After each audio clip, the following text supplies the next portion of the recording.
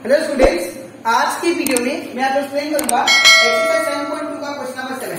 हम लोग class 9 maths का चैप्टर 7 कर रहे थे, दैट इज ट्रेंगल। इसके पिछले वीडियो में मैंने आप लोगों को एक्सरसाइज 7.2 का क्वेश्चन नंबर 1 से लेके 6 तक जितना भी क्वेश्चन था वो सारा एक्सप्लेन कर दिया, ठीक है। और इसी के साथ साथ मैंने आप लोगों को इस चैप्टर 7 का एक्सरसाइज 7.1 का जितना भी क्वेश्चन था वो भी सारा एक्सप्लेन कर दिया, ठीक है। और इस चैप्टर का एग्जांपल क्वेश्चन भी वो भी मैंने आपको एक्सप्लेन कर दिया, ठीक है। तो अगर आपको सारा क्वेश्चन अच्छे से सीखना है तो आप लोग उसको मेरे यूट्यूब चैनल में जाकर उसको देख सकते हो, ठीक है। इसी के साथ साथ अभी तक हम लोग क्लास 9 मैथ्स का chapter 1, chapter 2, chapter 3, chapter 4, chapter 6 and chapter 12 and chapter revision, इन सभी चैप्टर का हर एक क्वेश्चन, हर एक एक्सरसाइज क्वेश्चन और हर एक एग्जाम्पल क्वेश्चन वो सारा मैंने आपको करवा दिया, ठीक है। तो अगर आपको कोई भी क्वेश्चन में अगर हर क्वेश्चन हर एक चैप्टर का दैट इज 1, 2, 3, 4 एंड 6 एंड 12 का अच्छे से सीखना है तो आप लोग उसको मेरे यूट्यूब चैनल में जाके उसको देख सकते हो, ठीक है। तो स्टार्ट करता है क्लास। यहाँ पे दिया गया है ABC is an right angle triangle in which angle A equal to 90 degree. यहाँ पे ABC आपका राइट एंगल ट्रायंगल है, तो सबसे पहले हम लोग राइट एंगल ट्रायंगल बना लेते हैं, ठीक है। तो ये मान लेते हैं ये हमारा राइट एंगल ट्रायंगल है, ठीक है। यहाँ पे कंडीशन क्या दिया है, ABC जो राइट एंगल ट्रायंगल, लेकिन राइट एंगल कहाँ पे 90 डिग्री, कहाँ पे A पे। तो यहाँ पे A होगा जो कि 90 डिग्री होगा, ठीक है। A यहाँ पे होगा। दूसरा मान लीजिए ये A हो गया, तो ये क्या होगा B और ये होगा C, ठीक है। अब आपको कंडीशन ये दिया है AB is equal to AC दिया है। AB कौन सा है, ये वाला साइड, ठीक है। ये वाला AB साइड किसके इक्वल है, AC साइड का। अगर ये दो साइड इक्वल है और angle A equal to 90 degree है, ठीक है, तो आप लोग फाइंड कीजिए एंगल B क्या होगा। एंगल B ये आपको फाइंड करना है, ठीक है। और एंगल C भी आपको फाइंड करना है, ठीक है। अब सबसे पहले यहाँ पे देखिए आप लोग, सबसे पहले हम लोग क्या लिखेंगे, गिवन क्या दिया है, ABC is a right angle triangle, right angle triangle, ठीक है। तो अगर ABC अगर राइट एंगल ट्रायंगल होता है, ठीक है, राइट एंगल ट्रायंगल, तो हम लोग को यहाँ पे और क्या दिया है, एंगल A का वैल्यू कितना, 90 डिग्री, ठीक है। एंगल A इक्वल टू कितना, 90 डिग्री। और क्या दिया है, यहाँ पे ये साइड बराबर ये साइड है, ठीक है। तो एंगल B बराबर AB side is equal to क्या दिया है, AC साइड, ये आपको इक्वल दिया।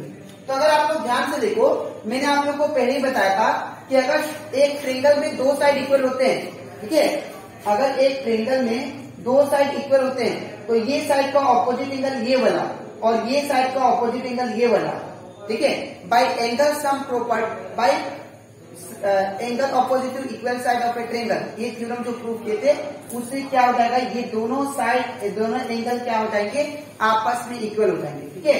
तो अगर ये दो साइड इक्वल है तो AB का ऑपोजिट देखिए, ये AB साइड का ऑपोजिट एंगल कौन सा है, C। तो यहाँ पे देखिए angle C is equal to किसके बराबर, AC साइड का देखिए, AC साइड का ऑपोजिट एंगल कौन सा होगा, B, that is angle B।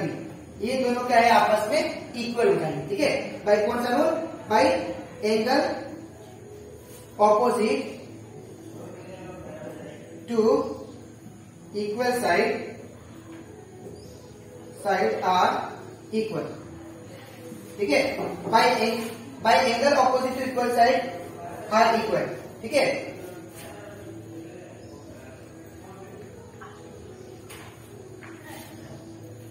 तो अगर दो साइड आपस में इक्वल होता है तो एंगल भी क्या होगा, आपस में इक्वल होगा, ठीक है। अब इसके बाद यहाँ पे एंगल C बराबर क्या आ गया, एंगल B आ गया, दैट मीन्स ये दोनों क्या है, एंगल आपस में इक्वल है। तो हम लोग मान लेते हैं अगर angle C is equal to angle B है तो दोनों में से अगर कोई भी एंगल निकालते हैं वो क्या हो जाएंगे, आपस में इक्वल, ठीक है। तो यहाँ पे हम लोग क्या करेंगे, यहाँ पे bye angle sum property of a triangle लगाएंगे, ठीक है। तो bye angle some property property of triangle क्या होता है? By angle sum property of triangle हम लोग लिख सकते हैं दैट इज ये वाला एंगल प्लस ये वाला एंगल प्लस ये वाला, ये तीनों एंगल का सम किसके बराबर आएगा? 180 का। ठीक है, तो हम लोग लिख सकते हैं that is angle A plus angle B plus angle C equal to angle A plus angle B plus angle C equal to कितना? 180 डिग्री। ठीक है, अब यहाँ पे एंगल ए का वैल्यू देखिए कितना दिया है? एंगल ए का वैल्यू 90, तो इन प्लेस ऑफ एंगल ए क्या पुट करेंगे? 90 प्लस एंगल बी का, अब देखिए एंगल सी किसके इक्वल है? एंगल बी का। ठीक है, तो एंगल बी का एंगल बी लिखेंगे प्लस, लेकिन in place of angle C किसके बराबर है? एंगल बी का। तो एंगल सी की जगह आप क्या लिख सकते हैं? Angle B. तो एंगल सी की जगह आप क्या लिखेंगे? Angle B equal to 180। अब ये 90 को मैं उस साइड शिफ्ट करता हूँ, तो अगर मैं 90 को उस साइड शिफ्ट करूंगा तो क्या होगा? Angle B plus angle B become 2 angle B is equal to 180 का 180। अब 180 का पार्ट कौन है? 90 है, ये प्लस में इस तरह से क्या होगा? माइनस, तो माइनस 90। ठीक है, इसके बाद मैं यहाँ पे करता हूँ, तो यहाँ पे 2 एंगल बी से इक्वल टू 180 में से 90 गया तो ये क्या होगा? 90 डिग्री। ठीक है, अब एंगल बी को सिंगल छोड़ने से क्या होगा? एंगल बी को अगर सिंगल छोड़ते हैं तो ये 2 मल्टीप्लाई में इस तरह से क्या होगा? डिवाइड, तो angle B is equal to क्या होगा? 90 डिग्री बाई 2। ठीक है, अब एंगल बी इक्वल टू क्या होगा? 90 का आधा, 90 का आधा कितना होता है? 45 डिग्री। ठीक है, तो एंगल बी आपका कितना आ गया? 45। अब सिंस यहाँ पे इसको मान लीजिए इक्वेशन 1। ठीक है, तो फ्रॉम इक्वेशन 1 हम लोग क्या लिख सकते हैं? अगर एंगल बी का वैल्यू 45 डिग्री है तो एंगल सी का वैल्यू भी कितना होगा? 45 डिग्री। ठीक है, तो फ्रॉम इक्वेशन 1 एंगल बी किसके बराबर है? एंगल सी का, तो देयरफॉर एंगल सी किसके बराबर होगा? एंगल बी का वैल्यू कितना? 45, तो एंगल सी का वैल्यू भी कितना आ गया? 45। ठीक है, तो ये आपका आ गया एंगल बी, ये आपका आ गया एंगल सी। तो ये दो एंगल हमें निकालना था। ठीक है, वो हम लोग निकाल दें। ठीक है, तो आई होप आपको एक्सरसाइज 7.2 का क्वेश्चन नंबर 7 ये भी अच्छे से क्लियर हो जाएगा। ठीक है, तो आपको लिखना कैसे मैं बता देता हूँ। सबसे पहले आपको ये पार्ट और इसके नीचे आपको ये लिखना है। ठीक है, अब इसके नेक्स्ट वीडियो में मैं आपको समझाऊंगा एक्सरसाइज 7.2 का last question, that is question number 8। ठीक है, तो आज में इतना ही, मिलते हैं नेक्स्ट वीडियो में। Thank you.